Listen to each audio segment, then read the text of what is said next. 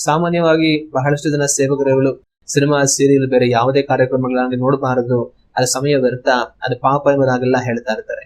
ಹಾಗಾದ್ರೆ cinema serial ಬೇರೆ ಯಾವುದೇ ಕಾರ್ಯಕ್ರಮಗಳಾಗಿರ್ಲಿ ಅದು ಪಾಪನ ನೋಡಬಹುದಾ, ನೋಡಬಾರದಾ? ದೇವರ ವಾಕ್ಯ ನಮಗೆ ಏನ್ ಹೇಳುತ್ತೆ ಅನ್ನೋದನ್ನ ನಾವು ಧ್ಯಾನ ಮಾಡಿ ನೋಡೋಣ. ನಾವು ದೇವರ ವಾಕ್ಯವನ್ನ ಓದಿ ನೋಡುವಾಗ ಕೊರಿಂಥರಿಗೆ ಬರೆದ ಮೊದಲನೇ ಪತ್ರಿಕೆ 10ನೇ ಅಧ್ಯಾಯ 23ನೇ ವಾಕ್ಯದಲ್ಲಿ ಈ ರೀತಿಯಾಗಿದೆ: ಎಲ್ಲಾ ಕಾರ್ಯಗಳನ್ನು ಮಾಡುವುದಕ್ಕೆ ಸ್ವತಂತ್ರ ಉಂಟು, ಆದರೆ ಎಲ್ಲವೂ ವಿಹಿತವಾಗಿರುವುದಿಲ್ಲ. ಎಲ್ಲಾ ಕಾರ್ಯಗಳನ್ನು ಮಾಡುವುದಕ್ಕೆ ಸ್ವತಂತ್ರ ಉಂಟು, ಆದರೆ ಎಲ್ಲವೂ ಭಕ್ತಿಯನ್ನ ಬೆಳೆಸುವುದಿಲ್ಲ. ಇಲ್ಲಿ ಅಪೊಸ್ತಲನಾಗಿರುವಂತಹ ಪೌಲನು ಕೊರಿಂಥದವರಿಗೆ ಹೇಳುವಂತ ಮಾತೇನೆಂದ್ರೆ, ಎಲ್ಲಾ ಕಾರ್ಯಗಳನ್ನು ಮಾಡುವುದಕ್ಕೆ ನಮಗೆ ಸ್ವತಂತ್ರ ಇದೆ, ಆದರೆ ಎಲ್ಲವೂ ವಿಹಿತವಾಗಿರುವುದಿಲ್ಲ. ವಿಹಿತವಾಗಿರುವುದಿಲ್ಲ ಅಂತಂದ್ರೆ ಎಲ್ಲವೂ ನಮಗೆ ಒಳ್ಳೆಯದಾಗಿರುವುದಿಲ್ಲ ಅಂತ ಹೇಳಿ. ಮತ್ತೆ ಇನ್ನು ಎಲ್ಲಾ ಕಾರ್ಯಗಳನ್ನು ಮಾಡುವುದಕ್ಕೆ ನಮಗೆ ಸ್ವತಂತ್ರ ಇದೆ, ಆದ್ರೆ ಎಲ್ಲವೂ ಭಕ್ತಿಯನ್ನು ಬೆಳೆಸುವುದಿಲ್ಲ ಅಂತ ಹೇಳಿ ಪೌಲ್ ಹೇಳೋದನ್ನ ನಾವು ಕಾಣ್ತೀವಿ. ಈ ಮಾತುಗಳನ್ನ ಹೇಳುತ್ತಾ ಕೊರಿಂಥದವರಿಗೆ ಪೌಲ್ ಏನ್ ಹೇಳ್ತಾ ಇದ್ದಾರೆ ಅಂತಂದ್ರೆ, ನಿಮಗೆ ಎಲ್ಲವನ್ನು ಮಾಡುವುದಕ್ಕೆ ಸ್ವತಂತ್ರ ಇದೆ, ಆದ್ರೆ ಹಂಗನ್ಬಿಟ್ಟು ನೀವು ಎಲ್ಲವನ್ನು ಮಾಡಬಾರದು. ಯಾವುದು ನಿಮಗೆ ಸರಿಯೋ ಅದನ್ನ ನೀವು ಮಾಡಬೇಕು. ಎಲ್ಲಾ ಕಾರ್ಯಗಳನ್ನ ಮಾಡುವುದಕ್ಕೆ ನಿಮಗೆ ಸ್ವತಂತ್ರ ಇದೆ, ಆದ್ರೆ ಹಂಗನ್ಬಿಟ್ಟು ನಿಮ್ಗೆ ಅನ್ನಿಸೋ ಕಾರ್ಯಗಳನ್ನೆಲ್ಲ ನೀವು ಮಾಡಬಾರದು.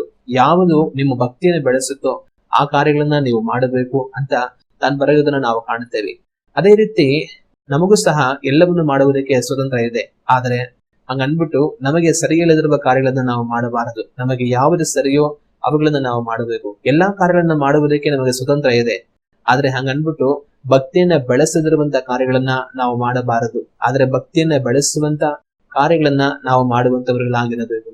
ಇದು ಸಹ ಈ ಸಿನಿಮಾ ಸೀರಿಯಲ್ಲು ಅಥವಾ ಬೇರೆ ಯಾವುದೇ ಕಾರ್ಯಕ್ರಮಗಳ ಬಗ್ಗೆ ನಾವು ಯೋಚನೆ ಮಾಡಿದ್ರೆ, ಇವುಗಳನ್ನ ನೋಡ್ಬೇಕಾ ಅಥವಾ ನೋಡ್ಬಾರ್ದಾ ಅಂತ ಕೇಳಿದ್ರೆ, ಒಂದು ವೇಳೆ ಅವುಗಳನ್ನ ನೋಡೋದ್ರಿಂದ ನಮ್ಮ ಭಕ್ತಿ ಜಾಸ್ತಿ ಆಗುತ್ತೆ ಅನ್ನೋ ಹಾಗಿದ್ರೆ ಖಂಡಿತವಾಗ್ಲೂ ನೋಡ್ಬಹುದು. ಅದನ್ನ ನೋಡಿದ ನಂತರ ನಮ್ಮ ವಿಶ್ವಾಸ ತುಂಬಾ ಜಾಸ್ತಿ ಆಗಿ ದೇವ್ರ ಮೇಲೆ ಬಹಳ ನಂಬಿಕೆ ಅಧಿಕವಾಗುತ್ತೆ ಅಂತಂದ್ರೆ ನೋಡಬಹುದು. ಒಂದು ವೇಳೆ ಅವುಗಳನ್ನ ನೋಡಿದ ನಂತರ ನಮ್ಮ ಪರಿಶುದ್ಧತೆ ಇನ್ನೂ ಹೆಚ್ಚಾಗುತ್ತೆ ಅಂತ ಅಂದ್ರೆ ಖಂಡಿತವಾಗ್ಲೂ ನೋಡಬಹುದು. ಒಂದು ವೇಳೆ ಅದನ್ನು ನೋಡಿದ ನಂತರ ಈ ಲೋಕದ ಮೇಲಿನ ಆಶೆ, ಮೋಹ, ಎಲ್ಲಾ ಇಚ್ಛೆಗಳು, ಪಾಪಗಳು ನಮ್ಮನ್ನು ಬಿಟ್ಟು ಅಗಲುತ್ತೆ ಅಂದ್ರೆ ಖಂಡಿತವಾಗ್ಲೂ ನೋಡಬಹುದು. ಸಿನಿಮಾ ಸೀರಿಯಲ್ ಈ ತರ ಯಾವುದೇ ಕಾರ್ಯಕ್ರಮಗಳನ್ನ ನೋಡಿದ ನಂತರ ನಾನು ಇನ್ನೂ ಹೆಚ್ಚೆಚ್ಚಾಗಿ ಪ್ರಾರ್ಥನೆ ಮಾಡಬೇಕಂತ ನನ್ನಲ್ಲಿ ಭಾರ ಉಂಟಾಗುತ್ತೆ ಅಂತಂದ್ರೆ, ಹೆಚ್ಚೆಚ್ಚಾಗಿ ದೇವರ ವಾಕ್ಯ ಧ್ಯಾನವನ್ನು ನಾನು ಮಾಡಬೇಕಂತ ನನಗೆ ಅನಿಸುತ್ತೆ ಅಂತಂದ್ರೆ, ಇನ್ನೂ ನಾನು ದೇವರಿಗೆ ಹತ್ತಿರ ಹೋಗ್ಬೇಕು, ದೇವರಿಗೆ ಸಮೀಪವಾಗಬೇಕು, ನಮ್ಮ ಕರ್ತನಾದ ಯೇಸು ಕ್ರಿಸ್ತನ ಬರುವಿಕೆಗೆ ನಾನು ಸಿದ್ಧನಾಗಬೇಕು, ಆತನ ರಾಜ್ಯಕ್ಕೆ ನಾನು ಒಯ್ಯಲ್ಪಡಬೇಕು, ಪರಲೋಕ ರಾಜ್ಯವನ್ನು ನಾನು ಸೇರಬೇಕು, ದೇವರಿಂದ ನಿತ್ಯ ಜೀವವನ್ನು ಪಡೆದು ದೇವರ ರಾಜ್ಯದಲ್ಲಿ ಸದಾಕಾಲ ಜೀವಿಸಬೇಕು. ಈ ರೀತಿಯಾದ ಎಲ್ಲಾ ವಿಧವಾದ ಆತ್ಮೀಯವಾದ ಒಳ್ಳೆಯ ಚಿಂತೆಗಳನ್ನು ಸಿನಿಮಾ ಸೀರಿಯಲ್ ಅಥವಾ ಯಾವುದೇ ಕಾರ್ಯಕ್ರಮಗಳು ನಮ್ಮಲ್ಲಿ ಉಂಟು ಮಾಡುತ್ತೆ ಅಂತಂದ್ರೆ ಖಂಡಿತವಾಗ್ಲೂ ನೋಡ್ಬೋದು.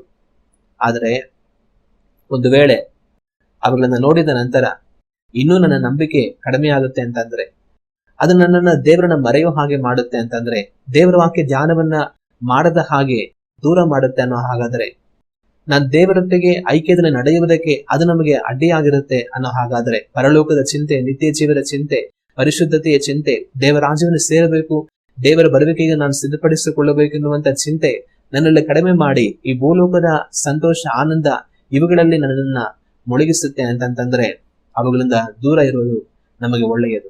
ಇವತ್ತು ಇದನ್ನ ನೀವೇ ತೀರ್ಮಾನ ಮಾಡಬೇಕು. ಒಂದು ವೇಳೆ ಈ ಸಿನಿಮಾ ಸೀರಿಯಲ್ ಈ ತರ ಯಾವುದೇ ಕಾರ್ಯಕ್ರಮಗಳು ನಿಮ್ಮನ್ನ ದೇವರ ಹತ್ತಿರಕ್ಕೆ ತರ್ತಾ ಇದೆ ಅಂದ್ರೆ ಖಂಡಿತವಾಗ್ಲೂ ನೋಡಿ. ಆದ್ರೆ ಒಂದು ವೇಳೆ ಅವುಗಳು ದೇವರನ್ನು ಮರೆಯೋ ಹಾಗೆ ಮಾಡಿ ಇನ್ನೂ ಹೆಚ್ಚಾಗಿ ನೀವು ಸಿನಿಮಾ ಸೀರಿಯಲ್ ಕಾರ್ಯಕ್ರಮಗಳನ್ನ ನೋಡುತ್ತಾ ಅದರಲ್ಲಿ ಸಮಯ ಕಳೆಯೋ ಹಾಗೆ ಮಾಡುತ್ತೆ ಅನ್ನೋ ಹಾಗಾದ್ರೆ ಅದರಿಂದ ದೂರ ಬನ್ನಿ. ಈ ಸ್ಕ್ರೀನ್ ಮೇಲಿನ ಲಿಂಕ್ ಕ್ಲಿಕ್ ಮಾಡಿ ಪೂರ್ಣ ಸಂದೇಶವನ್ನು ವೀಕ್ಷಿಸಿ.